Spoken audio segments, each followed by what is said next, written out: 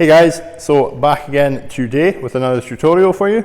So today we're going to take a look at the barbell back squat. Now, the barbell back squat is a staple in pretty much all of our programming because it is one of the compound movements, one of the kind of big four movements we really encourage everyone to get into.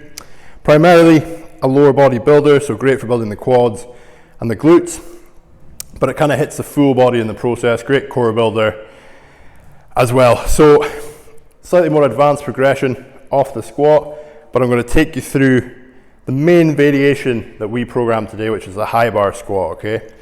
So, setting up for the high bar squat, what we're looking for is a shoulder width grip in the bar. So I recommend gripping it thumbs on the edge of the knurling and then wrap round, that'll be you roughly shoulder width. From there, you're dipping under the bar, so setting it on top of the traps, okay? So we don't want to be right on the neck or too low down the back, so right on top of the traps. Step both feet under. And what we don't want to do is lift from the knees, okay? What we do want to do is squeeze the glutes and bring the hips through, okay? Reason for that is going to take our pelvis into a neutral position and ensure we are braced properly. So from there, stepping back, setting up our feet. So your stance width is going to be roughly shoulder width. For a taller individual, it might be slightly wider. For a shorter individual, it might be slightly narrower. Or if you're someone who is super flexible in the ankles, you might be comfy narrower. So stance width, gauge it roughly shoulder width, but if you need to adapt that either wider or narrower, and that's what suits you, by all means, go for it. So, setting your stance up, grip the ground with your toes. So again, going through that 3 points of contact, inside of the front of the foot, outside of the front of the foot and the heel. That will spread the weight evenly throughout the foot.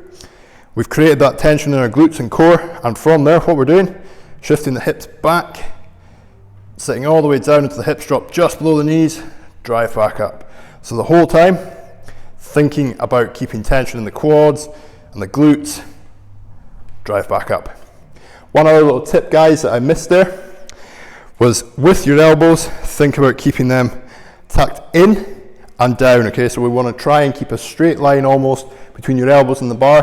Now that's going to be quite demanding on the shoulder, so more than likely your elbows will start slightly behind the bar to start with, but gradually as you get more mobile and practice the movement, try and work them forward and think about squeezing them in towards your lats as well, okay? And that will help solidify your upper back and set a solid platform there. Now again, what we want to avoid with this movement is a rapid drop, similar to, well, pretty much with every movement we want to avoid that, but particularly lower body movements because it will kick you off your line, okay? So what you don't want to do with your squat is dive bomb it. So try and catch the bounce and be really passive with your tension, because it might make it easier at lighter weights, but as those weights get heavier, it's going to mess you up and potentially injure you, okay? So really focus on tension throughout, okay? Keeping quad tension, glute tension, and do not dive bomb the movement, okay? Any other squat don'ts while I'm here? Don't overload the movement. Stick to the RPE and keep the technique good.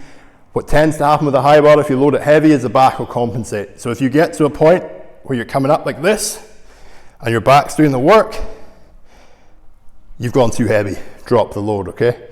But apart from that, guys, this tutorial should have given you the basic information on the squat. I'll chuck the bar back in the rack. As always, if you've got any questions about the movement or you need help with any movement in your program, drop me a message and I'll be happy to help. Okay, have a good one.